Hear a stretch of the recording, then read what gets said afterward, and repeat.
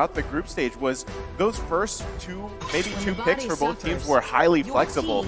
But now, I mean, you've got a pretty good picture of both these teams' first phase. And even the Harith, right? Harith, in a way, we've seen put in the gold lane. It's also, I think it's gone maybe once in the mid lane. And still, one of those picks that works really well in the gold lane, but the matchup, what I'm thinking, is it the Harith versus Carry here that we're probably going to see? Most definitely. I think it really makes a lot of sense that everybody who's been playing a marksman realizes that they get outscaled really quick by the carry. As soon as she gets 2 items, you feel like, wow, it's so difficult to trade unless you have high burst like Brody or maybe even the Claude. And even then, it still feels situational once the 3rd and 4th items come through. Now that we're seeing that the Benedetta gets banned out for the side of the Valley, I do feel there is a potential. We might see a potential Farsa coming out from Hoon's side. I would absolutely love to see Gushin, of course, but hey, you know, that's just a personal favorite. I definitely would like the Farsa as well. Anything with damage, because it's something that the side of the Valley has been lacking. They put a lot onto basic shoulders, and everyone else is either more support or front line, and when it comes down to it, they're not able to pack a punch. Now, coming into this last ban, if they do want to go for a Farsa, and since they are focusing in onto the EXP lane, possible Yuzong ban here? That's a good point. I mean, that could be the biggest giveaway because they do have that first pick in the second phase, and now that Matilda is already gone, they also get rid of Franco. Huh, rather interesting. I thought they would hold it a little bit longer because Eve, again, real world manipulation, only two abilities in the game really have that effect of taking her out of it, and both need suppression. Yeah, both have suppression here. So I'm wondering what that leaves open for roam options for Burn X Flash. I mean, we've seen a lot of Cho, but there's always that kind of up and are the Way of the Dragon placements, are you putting yourself in a bad position? Are you able to utilize it? Now, I think they do have great follow-up already, but still the big question is, are you allowed to get this Harith active quickly? Because in the gold lane, right, I mean, we've seen it shut down as well to the point where all you're doing is you've got your Zaman Force, you move back and forth, but really you don't have the damage that you need. I mean, that is also the benefit of having the Mystery Shop emblem, but still, if you're kind of staved off from farming up early on, you're going to struggle there. So already questions here. We'll see the next 2 picks to lock in this team composition for Burn X Flash. But Lolita, I got to say, man, I like the Lolita pick, but let's be honest, group stages wasn't so pretty for the Valley when they locked in the Lolita. It depends on where you're coming from. I mean, he did well during M3, so it's like he can't do that bad here at M4. He did kind of rough in the group stage. I'm an American. I'm going to call it how I see it. It was a little bit rough. Timing. I think I would have liked to Cho more here, honestly. But it seems like, I mean, you have some of those picks, you have that capabilities, but that is not going to happen. We do have the Lolita. That's what's on the map. And, I mean, hopefully it is a comfort. We know it's a comfort pick for Shark. He just needs to use it to his full capabilities. Honestly, I feel like they could have unlocked Shark here, right? Because you already have Fredrin. He can look for the engages. He can also peel as well. I would have liked to see something along the lines of Kufra. And honestly, a Mincetar didn't seem that out of the ordinary. But hey, again, out-of-pocket picks. We're seeing the Atlas and as well as Grok. Really smart drafting coming up from Coach Zico here, putting Hoon in the back position, and now he has to forcibly take control over the lane by himself if Super Shark has to go elsewhere in this Melissa. Well, I like both.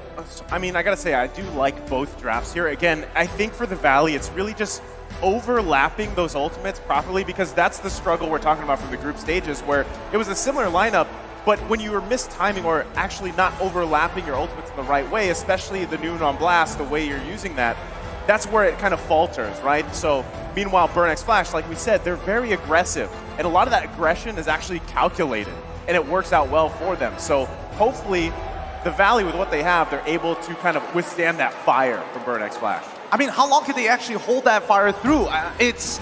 I don't know. I'm leaning more towards more traditional Southeast Asian style of gameplay. And Burn X Flash, to me, I feel like they've got a really good draft. Something that Fried Chicken needs to cut the backline as soon as possible. Because if he doesn't, this game is going to swap real quick. Well, already as we see both, we take a look at the emblems and everything else, right? It is going to be Chima, by the way, running this jungle emblem on the Ling. So he's going to be he wants to match the Fredrin jungle, right? You want to contest those objectives, get that quick jungle farm going here, and just kind of work around that. Also, I feel like there's been a debate, right? What works best on this side lane Grok, the XP lane Grok? Is it the weapon mastery? Is it the high-end dry? Well, this time, I'm Your A-Team is going to run with the weapon mastery, but already the fight for this orange. Let's see whether you can get out of here. I think for now, wait, hold on. Hold on, Quide has to use the flicker. Is getting slowed down, the chase from Chimma. This could be bad for Quide, able to get a little bit of shield, forces the dash, able to get that getaway though, and still delay Chimma, so almost a plus there. Now that actually worked out really, really well. Fried Chicken wasting a lot of Chimma's time, allowing Mobazane to, get on towards his next buff and actually evening out the overall EXP and farm. Despite the fact that Little Wanderer might not have been the biggest thing in the world, it's all about that level 4. However, Fried Chicken is going to need some help, and Hoon is here to make that difference. And I do like it. Hoon wants to come into ATM there. ATM forced to use a flicker. That is a utility gone. If you look at the minimap, though, Chimma is making his way downtown right now, trying to see if he can make a play happen, but it doesn't seem like there's going to be too much. Still 20 seconds on the clock until the turtle comes. Yeah, so both these teams, I mean, early battle spells going down here, nothing too much though. Just kind of holding off for now because they both want to just wait for that first big objective to come up here. Now, biggest thing is, I'm Your ATM's not going to have that flicker available, so you're not going to be able to expect that crazy wild charge from him. But still, when you're fighting in that objective, this is the best place for Grok, right? You have walls everywhere around you, and you can see them. They're even positioning this turtle so they have that advantage. And they're going to force the Valley to respond to this and work for it. Yeah, it does seem like Shark's going to keep D7 at bay right now, but Chimma still holds the presence. Mobazane takes the turtle. A nice play. Fried Chicken, though, caught in the midst of I'm Your ATM, trying to get away. Caught in that real manipulation, but he does get away, and D7 goes down. It's a 1-for-0 trade, and the turtle goes to the side of the Valley. That's what we want to see from the Valley, and especially from Fried Chicken. He is supposed to be the difference maker in this early 2 mid-game to set the Valley up for success. Basically, he's stuck here with Hessa. Oh, Hessa gets stunned, tries to use Mom Force, able to get the dash, but still, the pressure from the Valley right now is felt across the land of Dawn. I like this too. I mean, just with that early objective take, you taking a look at the items here. I mean, nothing too crazy, right? But still, this early on, this minor gold advantage will scale really well for the Valley. Now, the biggest thing is for Burnx Flash. We've seen this before with Atlas. Do they get those fatal links off? Now, you're working against 2 Purifies here, right? Which we've seen even teams take 3, again, or maybe even 4 in terms of hero usage. But going against that, that's all you have to solve. Avoid that Atlas and kind of spin away. The biggest thing about carry, though, is if an Atlas goes towards you and you kind of use that Purify, you dash away, you shred tanks so quickly, and that can be really bad news here for Burnx Flash. They've got to play around that. Chima also has to be careful here as well. But already trades early on in the jungle, Mobazane not letting go at all. I love that right now. And this is the aggression that we wanted to see. And I think Hoon picking up this Lilia instead of the Yve or something of that nature, it gave them that mid-wave clear, and it gave them the ability to rotate around quickly. Yeah, not only just rotating around quickly, the fact that Fried Chicken has bought so much time and now is a level ahead of I'm Your ATM. Look at Mobazane. He's already a level up on Chima, who has the Demon Slayer. Again, you shouldn't expect that to happen, but yes, they were able to get that first turtle, but it shouldn't make that much of a difference. So I think the Valley most likely can start putting resources down onto the bottom side of the map to make sure that Basic get his farm and get his items fast. Take a look at D7, just waiting patiently. So worried that D7 was about to come in there, but now with the turtle up, Mobazane is going to start on it. D7, C-Cat, and Hessa trying to make a play in. D7 does have that ultimate with the Fatal Links. Oh, Shark! But there's the Numenon blast! Super Shark coming down, but the Tempest of Blades locks on. This is a bloodbath. Shark very low. Hessa able to find him. Shark falls. Turtle has gone to the side of the Valley, though. Mobazane trying to run away from Hessa. Hessa and ATM pick him up. Mobazane falls to the 2-for-1 trade, and the Turtle goes to the Valley. I'm a little confused there. I mean, I don't know if you saw Basic, but it looked like he could have helped out there towards the mid lane, but decided to run up towards the top side. But still, everything that just happened there, it was a great set with the Numenon Blast from Super Shark. And if he can continue to do that, that is going to be the best case scenario for them. So Basic going to be forced back here. And still, across the board, the Valley holding on to that little bit of gold lead. They're continuing to build it on here. They have some of their first items locked in too. I think that one of the big things is you have to allow Basic to get farm up on this carry. He's only got that corrosion sight here. Of course, Mobazane running with the Cursed Helmet. He's going to be trying to just continue to clear through the jungle as fast as possible. And that's the thing, Hessa already having that first item on this Harith, he's got that mystery shop. If he continues to farm up here, he will be pretty much a big threat towards the Valley, but the concealed play coming out. Concealed play. Shark does get the stun on to D7. Hessa drops the Zaman's force. Mobazane will get stunned up here. Fatal Links does locks on, brings Mobazane onto the tower. CCat with the real manipulation, but Mobazane is still standing. The rest of the Valley decides to back off, so a bit of a misplay there. Not able to succeed, but no one goes down just yet. Basic and Hoon still want to try to force the objective here. Maybe being a bit too aggressive, but they want to make this tower fall. CCat just can't get through the Bulwark shield. Finally, the invasion stops and the Valley backs off. So much value coming in from Burnx Flash. Like, while this dive was happening on towards the Valley, happening on the top side of the map, we look at the bottom side, they're able to actually return the gold in back into their favor. And now with an objective down, it's starting to get a little tough. D7, he's already had a 9-2 team participation, ranked second in M4 so far. He's about to make it almost 100%. Fried Chicken dives in with the bravest warrior, the bravest fighter. Wait a second, Super Shark with the flicker. Zane finds the turtle. Tima, I'm your ATM, forced to try to run away, but the Valley doesn't want to stop the chase. No, wait. Yes, they do, and I think they're going to try to take a tower for themselves. Well, they got a clean sweep on the Turtles. Objective, that's the name of the game here for the Valley, and they're doing exactly that. They should be able to get another turret here, too. Bottom side, but even Hoon there, just trying to find an angle if he can. Top side, though. Look at Chicken. Hessa had a little bit of an advantage over Basic, but he can't mess with that Lapu Lapu right now. But still, the game isn't too far apart. It could definitely go anyway. Yeah, and I think right now Burn has a little bit more flexibility when it comes to how they want to play across the map, because the Valley, they want to stick together. They want to make sure that Burn, if they fight, we have the counter engage ready and we can start peeling. But Burn, with the mobility that they have with Hessa, and more importantly, what Ling gives access to with I'm Your ATM opening up the map and getting that information, the side lanes are always under a lot of threat.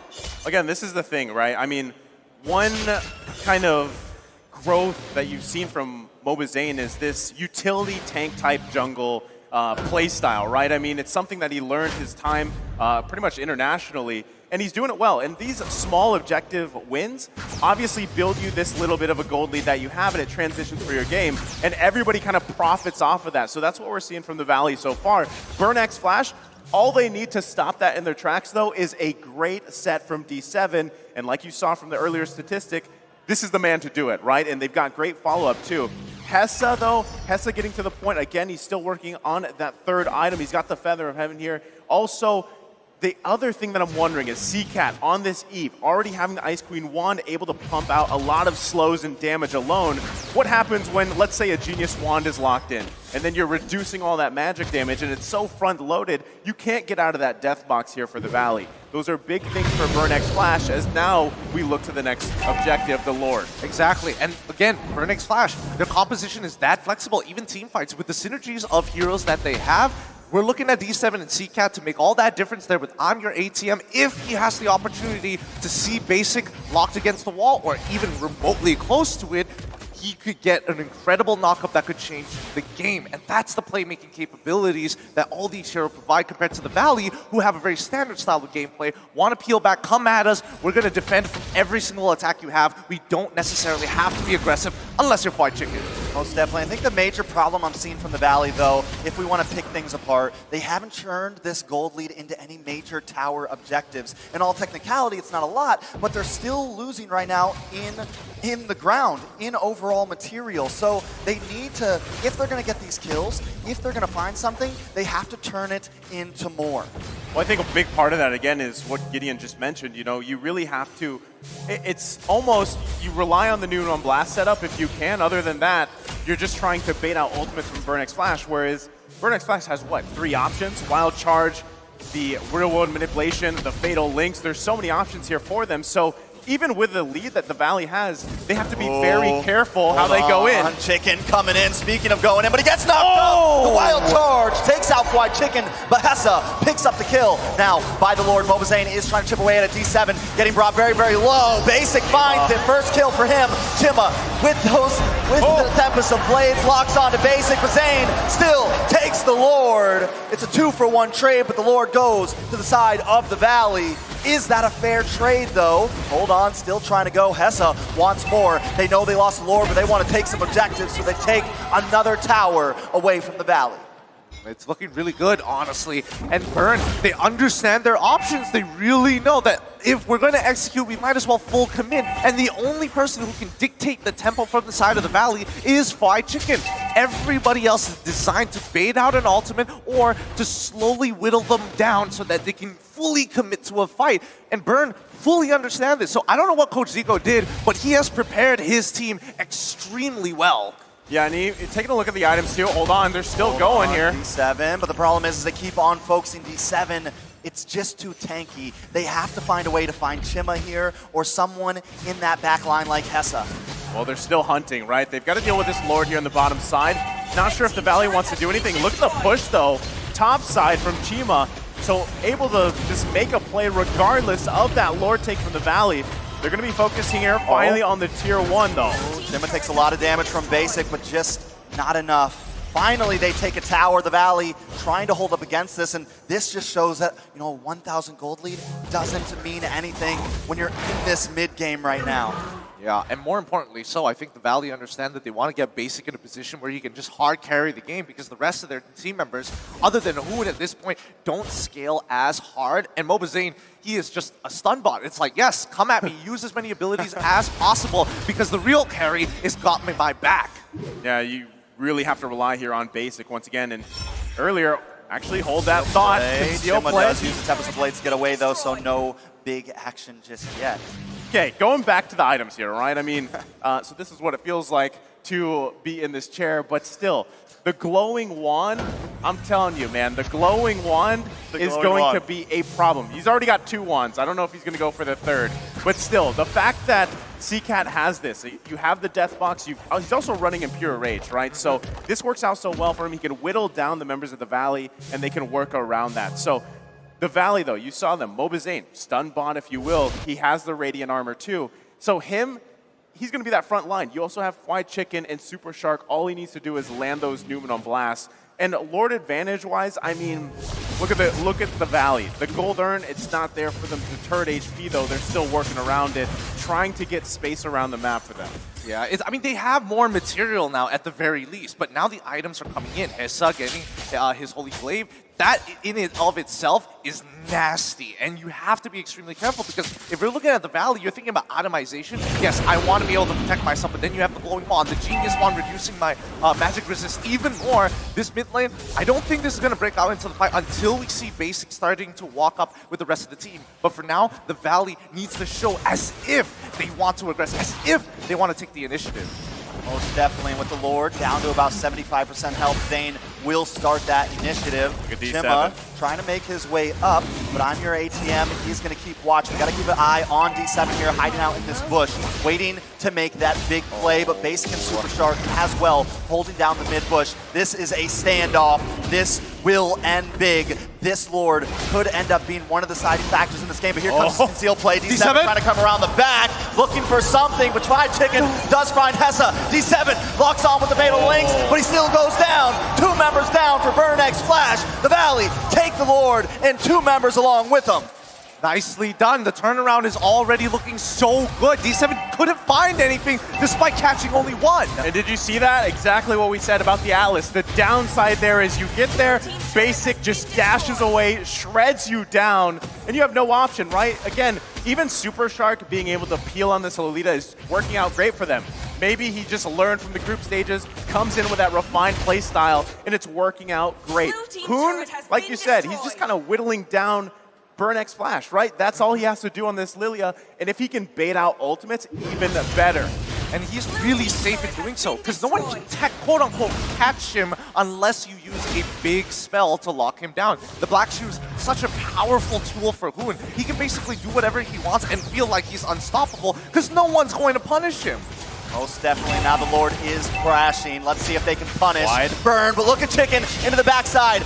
This could be bad for CCAT, taking a lot of damage away. Chicken finds it, does not go down, but D7 also connects. D7 brought very, very low. Fried Chicken pops the immortality. Gonna come back up onto the field as Hessa, Chima, and ATM try to defend this push. 2 inhibitors down, 1 more to go as Chima tries to clear away this minion so that the Valley just can't do it, but they don't want to stop just yet. G7 working his way out. Valley staying aggressive. Zane moves on to ATM. ATM does go down. Hessa pops to the Zamon's force, trying to lock on to Hoon. Just cannot find him because the Bulwark shield is blocking it all. Chippa will be next. The Valley now moving on to the base. E7 tries to get the stun, but he's getting shredded by Basic. And now it's nothing but Hessa gets stunned, and the Valley will take game 1. Beautifully done.